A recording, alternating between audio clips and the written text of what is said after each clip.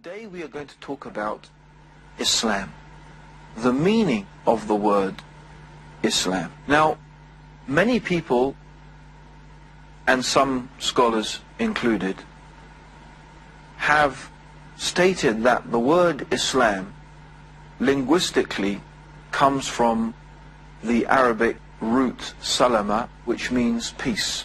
The word Islam means submission. This is its linguistic meaning, submission.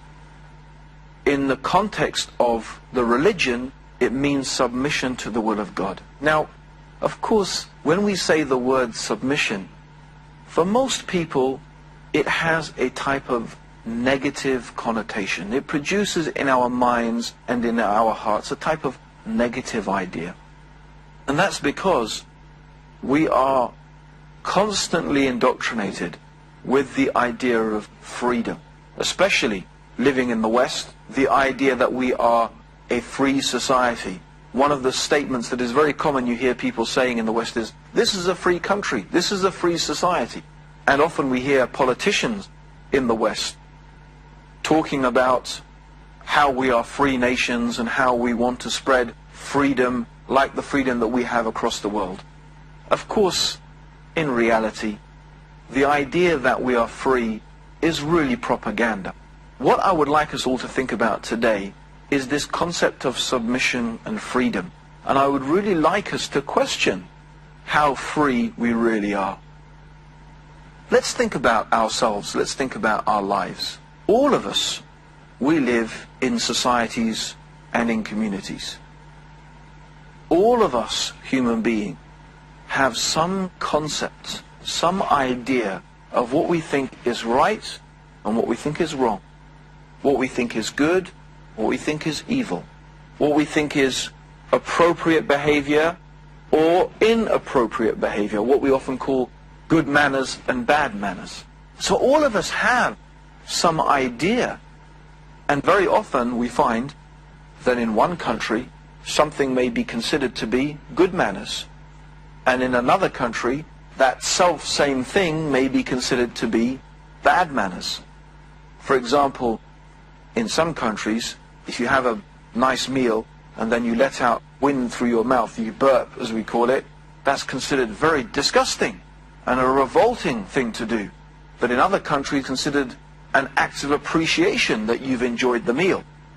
It just gives you an example of how in two different cultures exactly the same thing can be considered to be in one culture good manners, in another culture bad manners.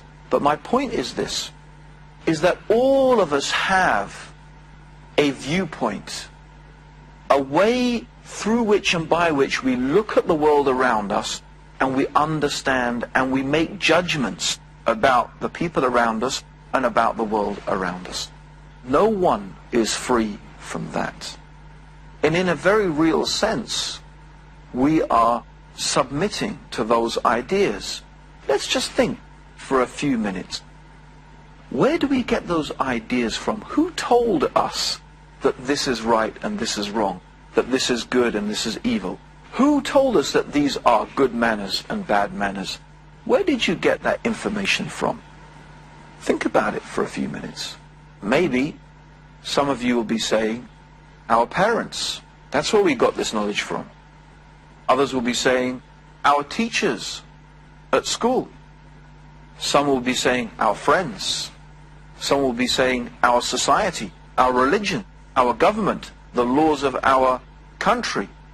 One of the strongest and the most powerful influences in the way that we think and the way that we look at the world is the media, especially the television, the films that we watch, the music that we listen to, the radio programs that we tune into.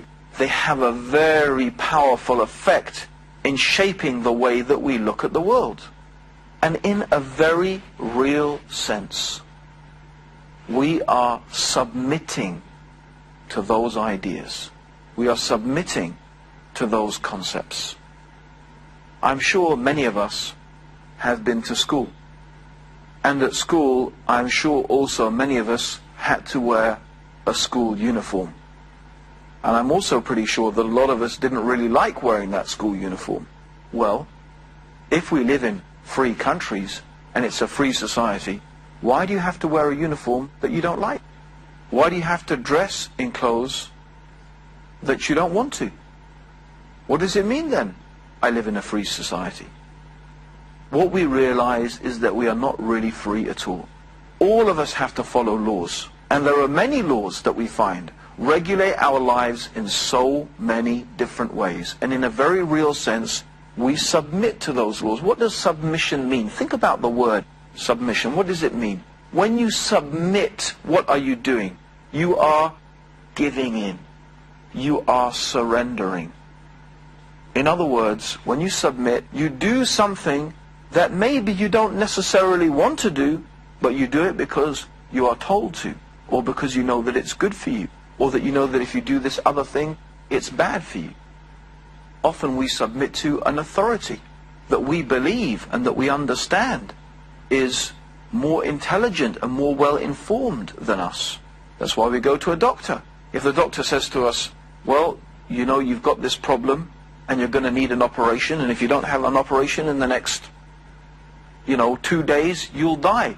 Most of us don't think about studying the disease, finding out are there other cures, so on and so forth. We don't have the energy, we don't have the time, we don't have the knowledge foundations in order to do that. In other words, we trust the doctor and we do what the doctor says, even though sometimes the operation may be threatening our life, but we'll take that advice from the doctor. In that sense, in that very real sense, we are submitting. So our life is in fact full of submission. We submit to many different things. We submit to many different people in our lives. The idea that we are free is really a type of propaganda. No human being is free. Everybody submits to someone or something. The question is, who do you submit to? What do you submit to? This is the real question. I'd like you to think about a scenario. It may seem these days a very strange scenario, but believe me, there was a time not very long ago when this scenario that I'd like you to imagine was very common. In fact, for most of human history, it was a norm that people would be sold into and subjected to slavery. Slavery in the sense where one human being was literally the owner of another human being. You could go to a marketplace in many different places in the world and you could buy a slave, like you could buy some clothes, like you could buy some food. You could go to the marketplace and you could buy a slave. Now I want you to imagine, try and imagine it, and try and visualize it. Try and imagine yourself there at the slave market. But what I want you to really try and imagine is that you are one of the slaves. You are one of those people, those unfortunate people, that is going to be sold as a slave. Think about that. Imagine you're standing there in the marketplace. Maybe you're chained up and people are looking at you. Someone out there is going to be thinking of buying you, of purchasing you, and then you will belong to that person, and that person will be able to do with you whatever they like. What sort of master would you like to have? What sort of master would you like to be a slave to? And then think about something else. I'm sure that deep in your heart you'll be hoping at this stage, you'll be praying that there's another type of master that you don't get.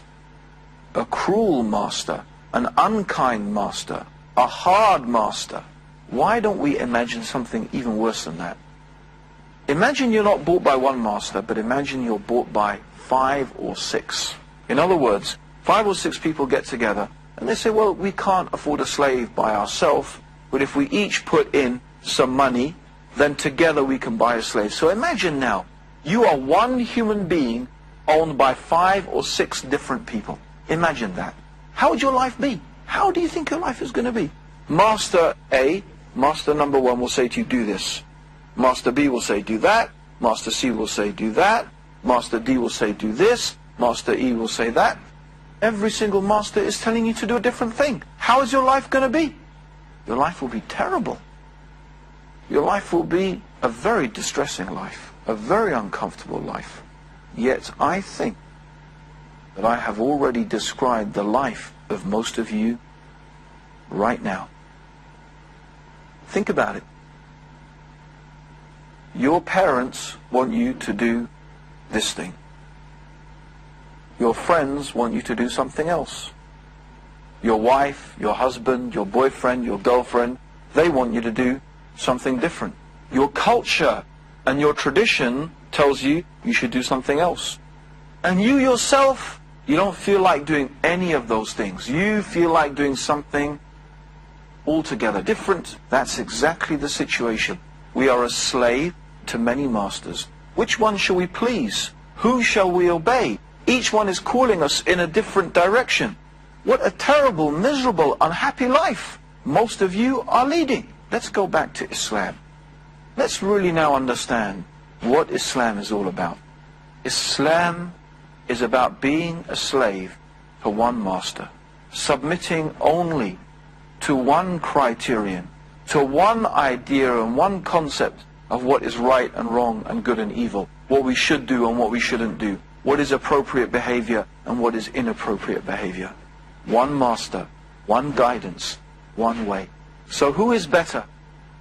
The one who submits to one master, who is merciful and kind and forgiving and knows what is good for us and would only guide us to what is good for us. This is the example of the one who submits to Allah, the all-wise, all-knowing, all-hearing, all-seeing, merciful, compassionate creator of the heavens and the earth, who has revealed his guidance in the Quran, and who sent his messenger Muhammad, may God's peace and blessings be upon him, to be a living example of how to follow that guidance from God.